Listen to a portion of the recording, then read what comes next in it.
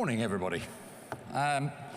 Whenever I interrupt my colleagues who are having a meeting, I always come out with a phrase, so I'm going to put that in as my suggestion for the title to Jim Mellin's book, which is I always stick my head in the door of the meeting and go, I wouldn't do it like that. Whatever it is they're doing, just to try and disconcert them. So I think that will be my guess. I'm going to talk this morning about how we manage money at Fundsmith, and why we manage money that way. And about emerging markets in terms of the problems I think that people have encountered investing in them, what the opportunity might be there, and possibly a better way of approaching it over time. I put up the disclaimer there, which we're required to put up, which hopefully some of you may have read while I'm speaking. I always paraphrase a man called Jim Craigie when I put up the disclaimer. He's an American chief executive of a company called Church & Dwight, who make Arm & Hammer toothpaste, amongst other things. And he paraphrases the disclaimer on his talks by saying, if you believe what I'm saying and buy my shares, it's your problem. So I'll leave you with that thought. The genesis of what I'm about to tell you is in 2003, when I was running a business called Collins Stewart, we acquired a company called Tullett Liberty. It's now called Tullett Prebon, and I'm the chief executive there. When we acquired that company, it had a defined benefit pension plan that had a big deficit. Not a particularly unusual situation, but still a troubling one. It was one that we knew when we took the company over, so we weren't surprised. As you can see from that slide, I've got my pointer here, it had 60 million of assets, 90 million of liabilities, and about a 30 million deficit. The absolute numbers don't sound all that huge, but a 30 million deficit on 90 million of liabilities is a pretty large number, I can assure you. Now, 10 years later, by 2013, you'll see that the assets had grown to 226 million. There. Now, the liabilities had also grown. For those of you who are unfamiliar with pension fund accounting, that's quite normal. Those liabilities are the estimates of the pensions that will one day need to be paid. So they're discounted to present value. So as the years tick by, that number automatically goes up because the discount rate unwinds on them. But you can see by the end of 2013, I'm pleased to say we had a healthy surplus. Now, how did we achieve that? Well, before I tell you, the most important thing we didn't do was put any significant amount of additional money into the fund. The performance of the assets is what got us to turn this pension fund around. Basically what we did is we fired the actuary, the investment advisor, and the fund manager. Always a good start when something's not going right, in my view. And we appointed a new investment advisor, me. I've been the investment advisor of this fund since the end of 2003, and we set up on a radically different strategy to the way that most people run money, which was a long-only portfolio, so no hedging, no shorting, of just 20 really good companies, and I'll come back to what I mean by a good company, with an attempt at a buy-and-hold strategy. In terms of performance, I've given you a battery there of benchmarks to compare what we did versus how the world did during that period. You'll see that the Morgan Stanley Capital International World Index, the MSCI index there, in sterling, with dividends reinvested, so comparable to the pension fund completely, from the day when I took over, which is the 4th of December 2003, to the end of 2013, compounded at 7.86% per annum. The Morgan Stanley EFA index, excluding America, 7.82% per annum. The FTSE, you can see there, did a bit better. The FTSE just over 8% per annum. The long bond in sterling did 6%. Short bond did 2.5%. We compounded at 14.87%, nearly 15% per annum during the period, before all costs, and nearly 14% per annum after all costs. Now, it's for you and others to judge, frankly, in the end, not for me to judge, but I think that's a pretty good performance, basically. You can see we have a number of holdings. We've never held more than 20 companies. And in fact, on a number of occasions, it's gone down to 19 when we've lost a company in a takeover and had to find a new holding. The other statistic that I think is interesting on that page is the last one. Portfolio turnover averaged 3.2% per annum. Now, if you're good at mental arithmetic, if we had 20 holdings most of the time, 20 divided into 100 is 5. So if we'd changed one of those 20 holdings each year during that decade, our portfolio turnover would be 5% per annum. So what that's telling you is we changed approximately one share every other year, basically. And I can tell you about half the changes we made were involuntary. They were caused by takeovers where we lost the share that we were holding to another company. Our pace of dealing was positively glacial. It's, as I'm always fond of saying, it would be a black armband day for the broking industry if everybody ran money this way. But of course, everybody won't run money this way, so it will continue. So that's the foundation of what we did. Why did we do that? I'm just going to run through a few points, which basically were what we thought were wrong with the way that that fund was being run. And I think they actually apply to a large part of the active fund management industry. Point one, most funds have become closet index trackers. The fund managers don't see the biggest threat to their career or their salary and bonus as losing you, the investor, money. They see it as differing from their peers. If they fail conventionally alongside everybody else and everybody performs badly, what does it matter? They don't get fired. And the easiest way of accomplishing that is they basically buy a set of shares which fairly closely match the index. They become closet index trackers. What you end up getting most of the time as investors is the index performance as a result, but minus their fees. That's why the vast majority of active managers underperform the index. And if you don't take anything else away from my talk today, if you don't want to invest with Fundsmith or you don't want to invest the way that Fundsmith invests, that's absolutely fine. But I can tell you this, just go buy yourself an index fund. It's the easiest way, I think, to avoid the problems that I'm describing. People say it's a bit ironic, given that I run an active fund, that I recommend that, but for the vast majority of people, the vast majority of the time, an index fund is the right way to go. Funds are too diversified. They own too many shares. People know that portfolio diversification is a good thing. They've heard that. A man called Harry Markowitz got a Nobel Prize for doing the theory on it. But like a lot of concepts in finance, people don't read the detail on it. They just know, oh, portfolio diversification. There are certain things that Mr. Markowitz didn't say and that need to be borne in mind. That curve, which is one I can produce for almost any market in the world, any major market, has the number of stocks in a portfolio on the horizontal axis here, and on the vertical axis it has risk. That's covariance, for those of you who are statistically minded, the likelihood that your portfolio will vary from the market.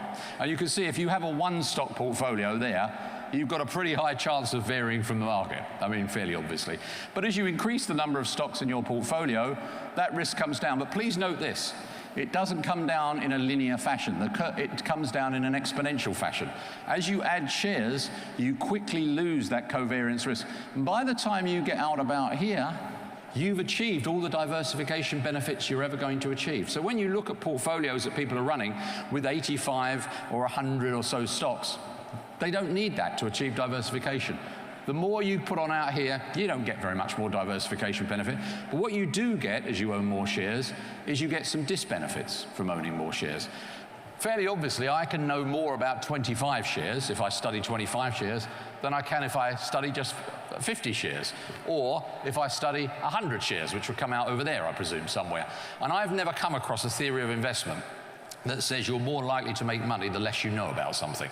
And I don't think I'm ever going to. So that's one of the disbenefits that you get from widely diversified portfolios. Fund managers trade too much. The FCA, the regulator, in their last analysis said the average portfolio manager turns over his or her portfolio 80% per annum. I find that shocking, that they actually think that they've got better ideas for 4/5 of their portfolio in any given year.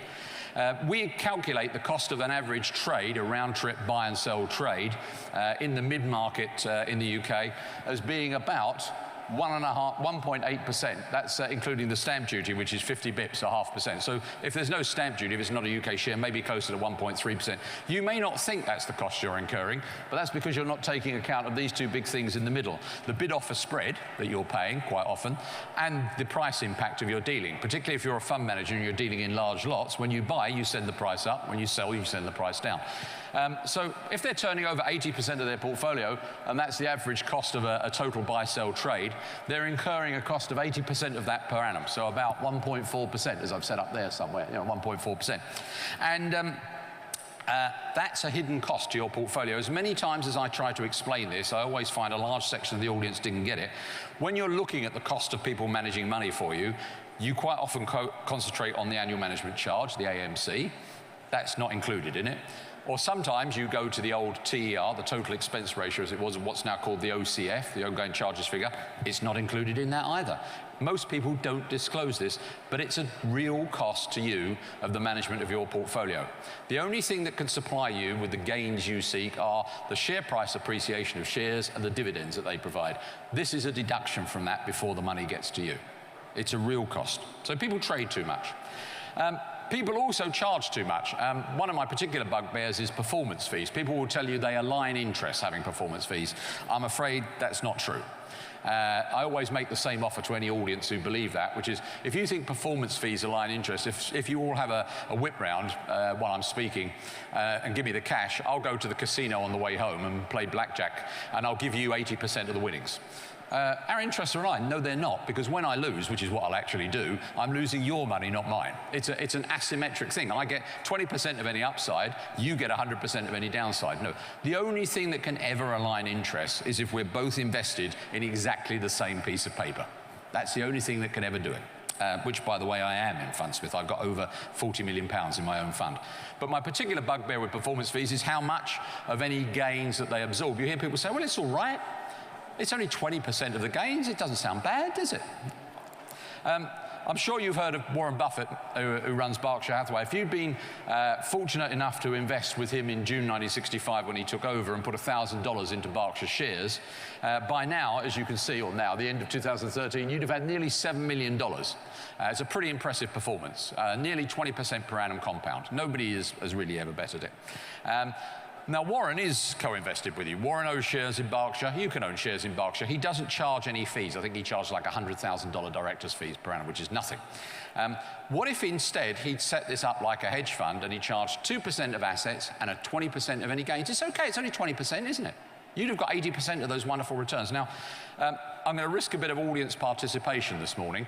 What I've done is I've set up on that chart how you would have fared if Warren had set up Berkshire Hathaway just like the hedge fund industry, with him charging you 2% of assets and 20% of any gains. One of those two lines that I've drawn on there is what Warren would have out of the $7 million, and the other line is what you would have out of the $7 million. So you've got to think about that for a moment.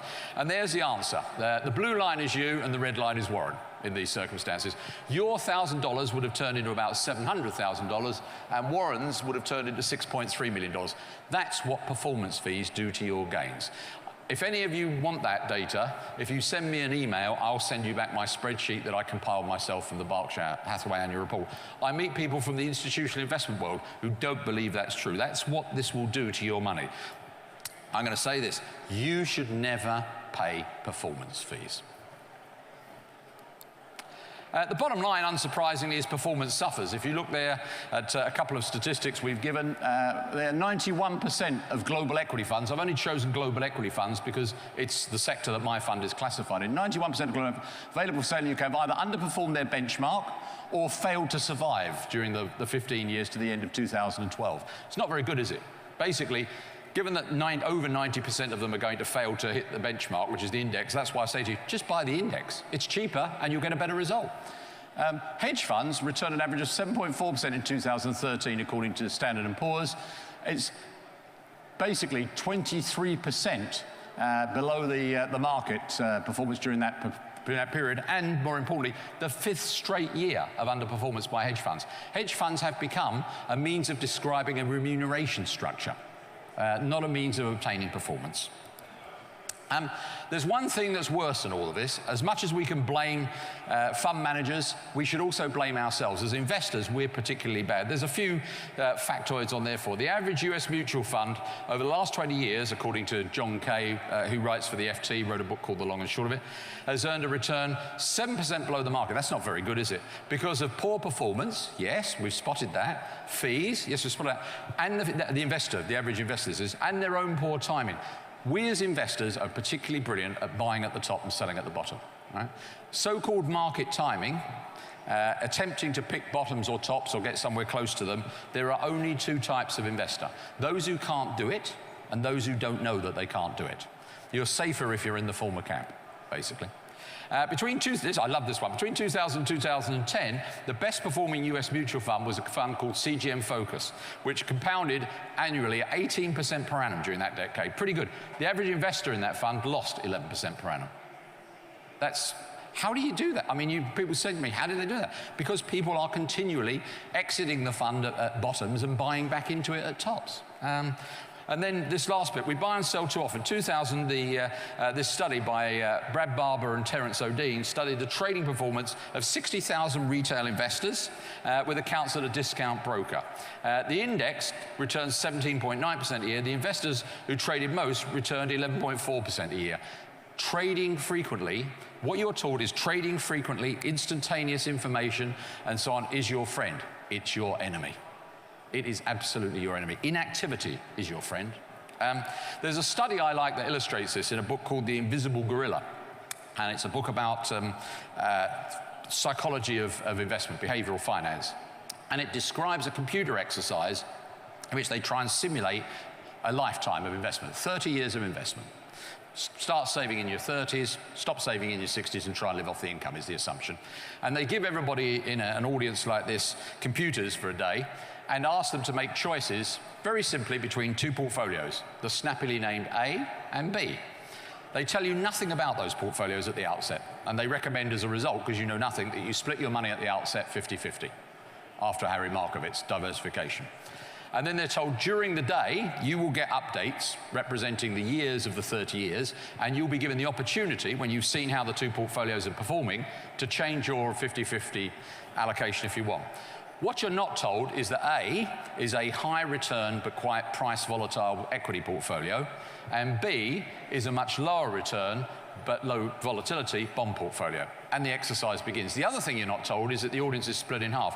Half the audience, I'll take it the one to the left as I look at it, are given an update every month during the 30 years. So they're given during the day 359 updates and 359 opportunities to change their position. The right side of the room, on the other hand, are only given data every 5 years. They're given 5 data points during year 5, 10, 15, 20, 25, and they can change their allocation 5 times only during the day. Every time that exercise is run, the people on this side of the room, the ones who only get 5 yearly updates, outperform the ones on this side of the room, the monthly updates, by compound returns that are twice as big, basically. Because on this side of the room with the monthly updates, sooner or later, the holding in the equity portfolio, the price does that and collapses. People sell it, then it does that and goes up, and they buy back in. By the time they've been whipsawed like that once or twice during equity markets, and if you're going to invest for 30 years, you will be. Once they've done that once or twice, they start to gravitate in their allocation towards the wrong portfolio, the low return, low volatility portfolio. The people on this side who've got the 5 yearly updates can see, yeah, that equity portfolio is very volatile, but over 5 years it's outperformed that other one, and so you start to allocate to the right portfolio. You start to ignore the short-term fluctuations and buy into the high return portfolio. So I continue to say, frequency of information and decision is not your friend, it's your enemy. Anyway, that's what we thought was wrong with the world. At Fundsmith, which I set up in 2010, we operate exactly the same strategy that we operated for the Tullett Pension Fund, which I gave you the background on at the beginning. We've got a very simple 3-step strategy. We only invest in good companies. We try not to overpay. And then we do the most difficult thing of all, nothing. We sit on our hands. We only invest in good companies. You may be under the misapprehension that the vast majority of fund managers invest in good companies. Well, I was a broker for many years, and if they do, I must have met a very unusual set of fund managers, because I think they'll invest in any old rubbish, basically. We only invest in companies which have got very long track records. Our average company was founded in 1902, which have very consistently produced high returns on capital in cash, have high gross margins, high net margins, and convert most or all of their profits into cash, and which make their money selling a large number of everyday, repeat, predictable events to you. People who make your everyday necessities and luxuries. Whenever you buy some food or some drink or some snacks, when you buy toiletries or cosmetics, household cleaning products, when you ride up and down on an elevator or an escalator and it has to have a service interval, when you go to stay in a hotel that's franchised or go to a fast food franchise outlet, and when you go to the doctors and they use a low-tech disposable item on you, a syringe, a catheter, a sharp, a plate, a pin, those are the sort of things which we seek in our fund. We try not to overpay. Why? Not just because we don't like overpaying, although we don't like overpaying. It's because we're trying to buy and hold. We're trying to hold the companies and let those wonderful returns that they generate compound in value for our investors. We can't knowingly overpay in the way that people are overpaying now, in my view, for things like the dot-com 2 companies, in the hope that a bigger fool will come along later and pay even more for it. We're not trying to buy something to sell it at a higher price later. Our ideal holding period is forever. So that's not the game we're trying to play. We're also rather acutely aware that we can't play greater fool theory for another reason. We probably are the greatest fool. You know, I don't think we're clever enough to be able to play that game. Frankly, looking at the results of it, neither does anybody else. They just haven't figured that out yet. And then we try and do nothing. If we've got that portfolio assembled of very good companies, we try and do nothing. What have we achieved so far? We've actually got about 1.8 billion under management today, I think, in terms of the number. Those are the performance statistics you see there. Since inception, we're up 64%. The market, that's the MSCI in sterling with dividends reinvested, is up 41.4%. If you annualize it, we're up 15%. They're up 10.7%. Our performance, very typically, is very good in bad periods. You'll see in 2011, we were up 8.5% when the market was down nearly 5%. We own things that are very defensive. They do their very best work when times are bad. You know, you basically all probably still brushed your teeth this morning, however you're feeling about your financial condition. I hope you did. And you know what? I can fairly firmly bet that 45% of you picked up a white tube with a red oblong on it and white writing in it. You didn't even think about the fact that it's Colgate. You can just tell from the way the tube is designed. And I know it's 45% of you because that's their share of the world toothpaste market. It's a very reliable product, basically. We do slightly less well in very bullish conditions. In fact, I'm rather surprised that we outperformed at all. Quite often, I think that people, when they're trying to select a fund manager, look for somebody who will outperform in all reporting periods and all market conditions. I've been in work now and doing this for 40 years in one guise or another this year. It's quite a long time. I've never met such a human being. I don't think there is anybody who does that. I like cycling and enjoy, you know, I'm one of those people who's I'm a mammal, a middle-aged man in Lycra, who's taken this up in later life, proving, as my other half tells me, that no man looks good in Lycra. I don't know what she's talking about. But if you look at the Tour de France, which was run for 100 years last year, no rider has ever won the Tour by winning every stage, because they're very different. The peloton stages, the time trials and the mountain stages require quite different physiology and tactics. Nobody is ever going to win every stage of the Tour de France. If you tried to win the Tour by winning every stage, you would fail. Ditto with fund managers. We at Fundsmith are trying to run and win for you the effective Tour de France. We're trying to win over the long term. We're not trying to win in every reporting period. Ironically, as it happens, we do outperform in most reporting periods. If you look back to the pension fund, we've actually outperformed every year that we've had control of that as well. But typically it's this kind of pattern. We outperform about 80% of down months. That's when our real good work is done. Just want to talk about emerging markets for a moment. A lot of people have alighted in the last decade or so on the fact that the emerging markets represent a big opportunity. If you take the IMF 2014 GDP growth forecast, for what it's worth, I wouldn't particularly use it, but you've got to use something in the world. You'll see that when you look at the high growth bits, which are basically the blue bits here, it's bits of the world here. And when you look at the very low growth bits, it's bits in there and there. So yeah, there's no doubt about where GDP growth has been strongest in the last 2 decades, and where, at least if you believe the forecast, it will continue to be strong. So armed with that, quite a lot of investors, possibly including some of you over the last decade or so, have gone, well, I'll have some exposure to emerging markets. How's that gone, I wonder? Well, here's the Investment Management Association Global Emerging Markets Average. If you'd done that for the last 5 years, you'd be up 65.7%. If you'd chosen an average active fund in the IMA. So that's pretty good, isn't it? Yeah, good. 65% over 5 years. Well, it's not that good, because if you take the MSCI index, that's up 69%.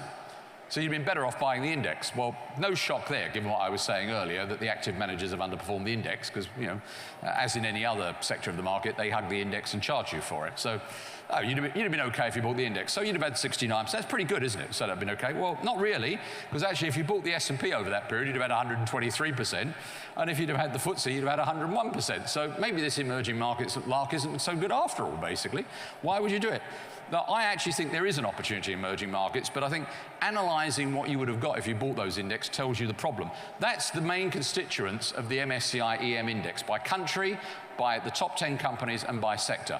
So if you look at the top 10 companies, you've got a Korean electronics company, a Taiwanese semiconductor company, a Chinese internet company, a Chinese bank, a Russian gas and oil company, a Chinese bank. In my view, many of these companies are uninvestable. I wouldn't own shares in a bank in the UK. The idea of owning shares in a Chinese bank is mind-blowing. The accounting is a pure work of fiction. Why would you ever do that? I can't get it. And if you look at the breakdown by type of industry, you know, given what I've described, we will invest in at Fundsmiths, which is not the only way of investing in the world, but I would never own any financials.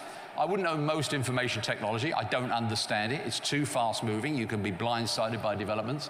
I certainly wouldn't own any energy companies, any material companies. I wouldn't own any consumer discretionary companies, nothing like car manufacturers. Wouldn't do that. If you're feeling hard up, you can just keep your car. I was in a Skoda taxi in Barcelona the other day. I said to the chap, how long have you had this? He said, well, I've done 235,000 miles. I just keep the oil topped up. That's it. You know, it's not a good that you can, that needs replacement every day, like your toothpaste. If you're feeling hard up, keep your Skoda. It will keep going. Oh yeah, that's the bit I would own, consumer staples. The only bits of this index I would own is the consumer staples and the healthcare. I would only own about 10% of it. I think the rest of it is uninvestable, basically. If you look by country, you're supposed to buy emerging markets. China, South Korea is an emerging market. South Korea's GDP per capita is about the same as Spain. It's not an emerging market. Taiwan, ditto, is not an emerging market. I mean, if anything, Spain is emerging in the other direction. So it's basically underperformed the developed world because the index is weighted towards things that I don't think you should ever own. Anyway, you might have said, well, look, the active funds haven't done very well. I'll buy the index. Oh, the index hasn't done very well. I'll buy a brick fund. The bricks, after all, those are the, according to Mr. O'Neill, the economic powerhouses of the 21st century. What if you bought a brick fund? Well, you can see then you would have had the worst performance of all. 43.6%, worse than the active funds, worse than the index, worse than the developed world. Why is that? Why was it so bad? There's a concept called economic freedom where a body called the Heritage Foundation tries to do a factor model every year in which they gauge countries' investability based upon data like corruption, bureaucracy, ease of starting a business, taxation system, property rights, intellectual property rights. And when they run it every year, you can tell that it's roughly right because the top 12 countries are always pretty much the same. It's always places like Hong Kong and Singapore. Some of the old Commonwealth countries do very well, like Australia, Canada, New Zealand, which I'm associated with, as the intro said. Switzerland, unsurprisingly. Some of the Scandinavian countries that are not addicted to big government do quite well. The United States gets a look in, and so on. So most of the countries in the top 10, there are one or two surprising countries if you don't study the geopolitics very well, like Mauritius and Chile, which might cut you out. But clearly, they're roughly right that those are countries which have got systems which are very good for investors, basically. How are the BRICS? Well, the highest placed BRIC is Brazil, 114. I think out of 186. So it's not doing very well. India is 120th. China is 137th. And Russia is 140th. So if you bought a brick fund in the last few years, you were buying into countries that ranked there in terms of economic freedom. Doesn't sound like a good start. Just to show you how bad it is, I've compiled a list of countries which are quite close to the BRICS and said, so if you were willing to invest on this snappy acronym in the BRICS, notwithstanding the fact that they're terrible from an economic freedom standpoint, might you have been happy to invest in this alternative fund where I've selected countries which are better than the BRICS, but quite close to them? So, you know, either Uganda or Moldova, which rank just above Brazil, Greece, which ranks just above India, Suriname, for those of you who don't know where that is, it's in South America, between Guyana and French Guyana. Those are the countries which I've selected, which rank just above the BRICS. Would you have been willing to invest in a fund which was a blended weighting of the stock markets of Uganda, Moldova, Greece, and Suriname? I don't think you would. But if you had, we could have come up with a really snappy acronym because we could have got you into our mugs fund, basically. Don't invest in places on the basis of snappy acronyms, right? It's just not going to work. And that's what's happened with people who followed the BRICS, and it'll happen with people who do MINT, which is the latest incarnation, or the CVETs. You actually have to do some analysis about what lies beneath you're investing in. There is actually, in my view, though, an opportunity in emerging markets. There's a graph there with two lines, the pale blue one being the developed world, the heavy blue one being the emerging world, and you can see extrapolation, as I'm about to say later, is a very dangerous tool, particularly in this area of endeavour. But you can see in terms of the balance of GDP, there's a reasonable prospect at some point that more of the world's GDP will come from what we now regard as the developing world than the developed world. And you can see the opportunity that exists, in my view, in terms of investment when you look at the weightings. The dark blue countries, the developing world, have the biggest share of the population, mobile phone subscriptions, forex reserves, motor vehicle sales, and so on. They have direct investment. They have the majority of it. They have the majority of exports. They're just about equal on fixed investment. But they're below us in a number of things. Things that I would like: retail sales, the capitalization, the value of their stock markets, their consumer spending. So things that I might like to invest in, they're actually underweighted in, unsurprisingly, given the relative poverty that they have compared to the developed world. They're somewhat underweighted in those. Perhaps, if their GDP is going to overtake us, that bar chart may begin to look different in the years ahead. And the opportunity is definitely, I rather like this chart, which is, you can see here, we say, well, the developing markets have 85% of the world's population, 50% of its GDP, but only 9% of its stock market valuation. I wonder if that's going to change over time. And this helps you. This takes the market value of various companies and tells you what the equivalent valuation of developing stock markets is. So Procter & Gamble is worth the same as Russia. Okay? Basically, if we look over here, we've got Nestle is the same as India. Burger King is Egypt, Google is Brazil, and so on and so forth. It just gives you one of those anecdotal feels that there might be a shift compared to the valuation of those developed world companies, which are huge, and the very low valuation of the developing world over time. We're at Fundsmith going to launch an emerging markets fund in the next month or so. We've been planning it for quite a while, but the thing that really got us to get our planning into gear to do it at this point was that we actually thought there was going to be a problem in emerging markets, which I think has emerged. Has arrived. I should think of another word than emerged at that point, shouldn't I? In the last year. And one of the things that triggered my thinking was a piece of research that I read which had that cartoon on it. Now, I like this because it was timely. It was almost exactly this time last year, so before we had a bit of a meltdown in emerging markets. It was timely, and it had a cartoon, which meant I could understand it, basically, which is good. And it's called the Deflationary Hot Potato. And it tells you what was about to happen in emerging markets. The three desks you see there are, that one is the Fed, Mr. Bernanke, in 2008. And the script behind it is the financial crisis strikes. The chairman of the Federal Reserve, Ben Bernanke, opens his textbook and it says, to avoid a deflationary depression, what you've got to do is print money and trash the currency. And that's exactly what he did. And in so doing, he sent this deflationary hot potato from his action soaring through the air. And in 2010, it landed primarily on the desk of the ECB, the European Central Bank, and the Eurozone crisis broke, and the Eurozone periphery, the so-called pigs, went into a deflationary depression and meltdown. Now, they've taken quite a lot longer to get their act together in Europe because, well, they just do, and a number of other factors, like they haven't got a real central bank. It's not actually got the same powers as the Fed, but they have eventually done something, mainly talk about it. And this was in May 2013. That deflationary hot potato was then soaring through the air and about to land there, and it's landed.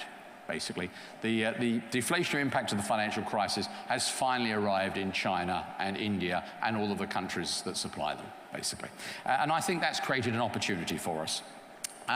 This piece of research, which was published last year, didn't get much publicity, which is probably unsurprising given its less than snappy title, Asiaphoria, Meat Regression to the Mean.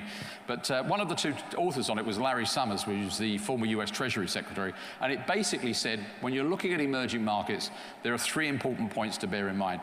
Mean regression, not extrapolation, characterize the growth rates. In other words, if they've been growing like that, don't just draw the line like that. Right? Do not expect that to continue indefinitely.